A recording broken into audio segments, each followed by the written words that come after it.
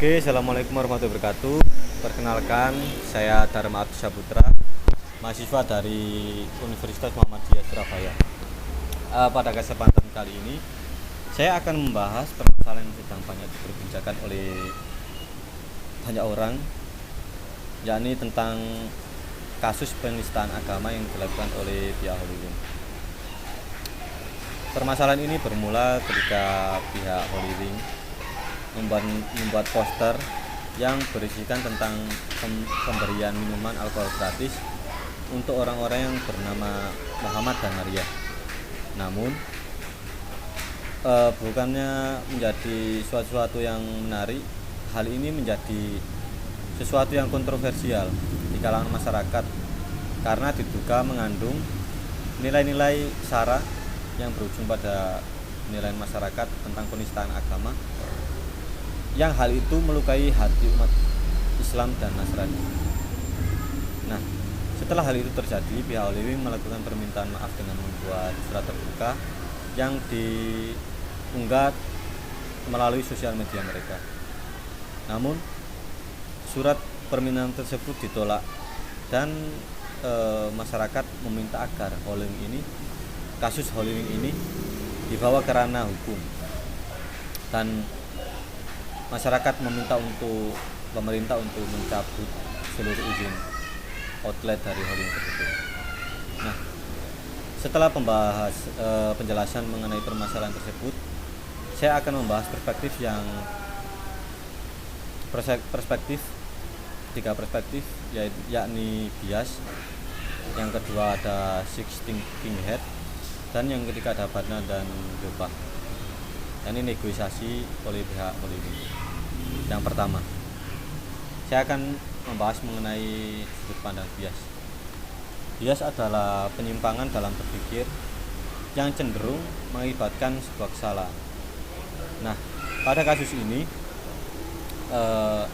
bias dalam kasus ini merupakan kesalahan prediksi atas promo yang diberikan oleh pihak Hollywood kepada pemilik nama Muhammad dan Maria.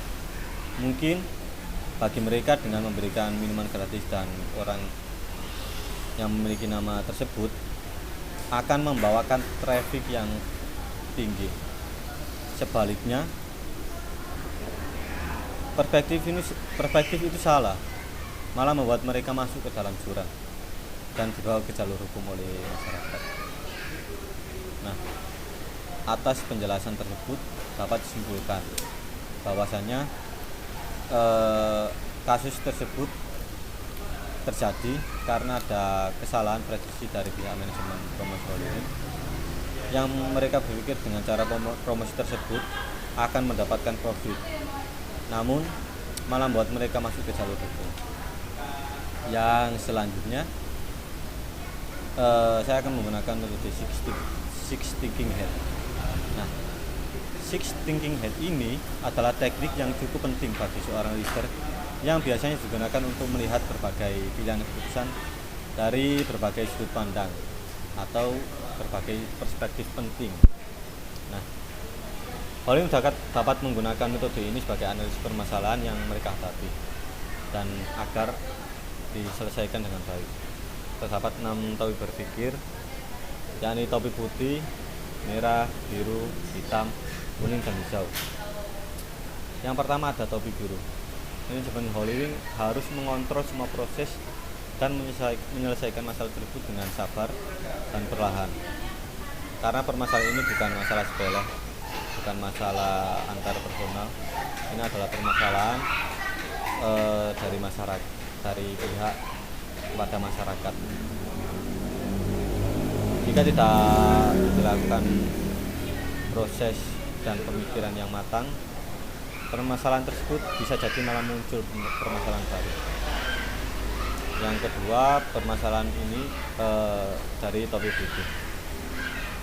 Permasalahan ini dilakukan oleh pihak promosi Hollywood dan tanpa diketahui oleh pihak manajemen Hollywood. Seharusnya pihak manajemen harus memberikan sanksi tegas terhadap pihak promosi agar tidak terjadi kesalahan ini lagi.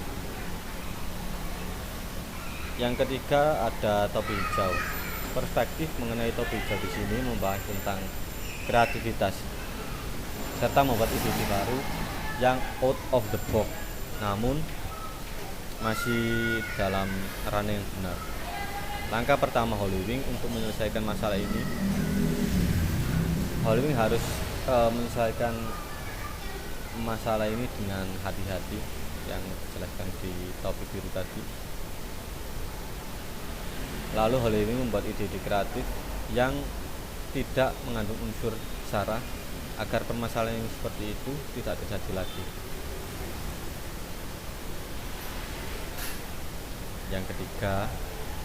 Yang keempat ada topik kuning.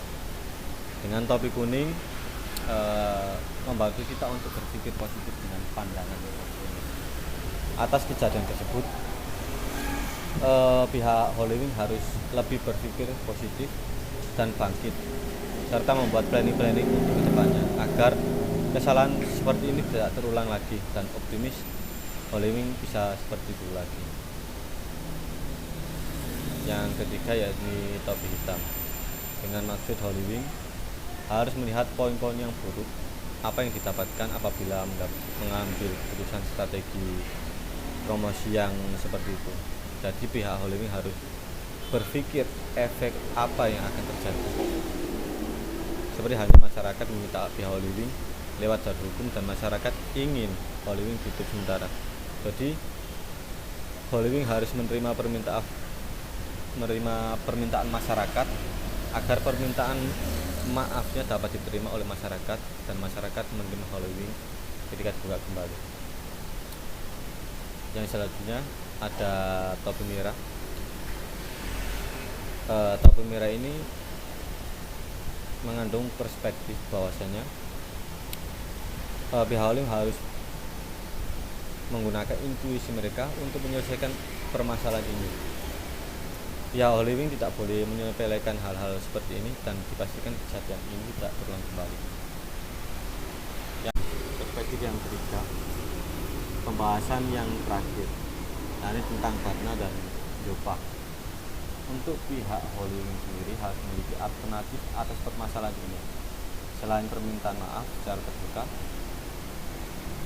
jika perizinan untuk membuka restorannya kembali diberikan, mungkin Holywing bisa menjual minuman yang tidak beralkohol terlebih dahulu untuk meredakan permasalahan yang terjadi. Perbedaan pendapat memang sering terjadi, namun dalam permasalahan ini kita harus dapat menyaring mana yang benar dan mana yang kurang baik. Dalam perbedaan tersebut dibutuhkan titik temu yang sepakat. Hal ini bisa terjadi jika membicarakan pendapat antara satu sama lain dengan pandangan yang berbeda dari setiap orang, agar tidak terjadi kesalahan seperti itu. Oke, selanjutnya akan saya jelaskan mengenai sebuah permasalahan tentang tingginya kecacatan produk atau produk gagal dengan menggunakan RCA, yaitu Root Cause Analysis. Nah, produk gagal atau biasa disebut dengan kecacatan produk merupakan produk yang dihasilkan dalam proses produksi di mana produk tersebut tidak sesuai dengan mutu standar yang ditentukan. Tetapi secara ekonomis produk tersebut masih bisa diperbaiki. Tapi ada asumsi lain bahwasanya produk yang diperbaiki membutuhkan biaya tambahan yang mungkin lebih tinggi dari harga jualnya. Ada beberapa faktor yang menyebabkan kegagalan atau kecacatan produk. Yang pertama adalah faktor manusia. Kelalaian tenaga kerja menjadi alasan pertama. Kurang kompeten, kurang motivasi, dan kurang pengawasan serta pembiasaan yang menjadi penyebab bahwasanya kecacatan produk itu bisa terjadi. Yang kedua ada metode kerja. Kebutuhan konsumen yang tinggi akan menuntut perusahaan untuk memproduksi produk itu lebih banyak. Hal tersebut akan menjadi pekerja semakin dipaksa, dan itu akan berakibatkan pada metode kerja yang salah yang menyebabkan kejahatan produk. Yang ketiga ada faktor bahan baku. Bahan baku sendiri menjadi salah satu yang penting yang penyebab dari kejahatan produk. Kurangnya kontrol dan pemeriksaan serta kurangnya stok bahan baku yang berkualitas memungkinkan produksi produk akan terrealisasi dengan tidak baik atau gagal. Yang keempat ada faktor mesin dan peralatan. Nah, maintenance mesin sangat diperlukan agar terjaga kualitas yang baik. Namun faktanya terkadang kurangnya maintenance, kurangnya perbaikan menyebabkan mesin itu rusak dan mengganggu proses produksi yang menyebabkan adanya kecacatan produk.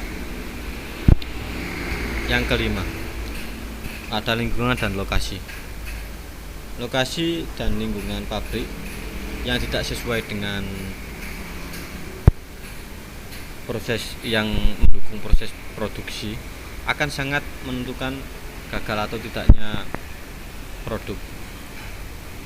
Lokasi yang tidak strategis menyulitkan keluar masuknya barang yang berpotensi menyebabkan produk-produk tersebut mengalami kecacatan.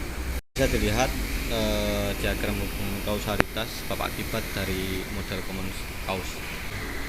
Nah, mungkin dari faktor-faktor tersebut dapat ditarik sebuah akar permasalahan yang mungkin terjadi. Yang pertama, ada tenaga kerja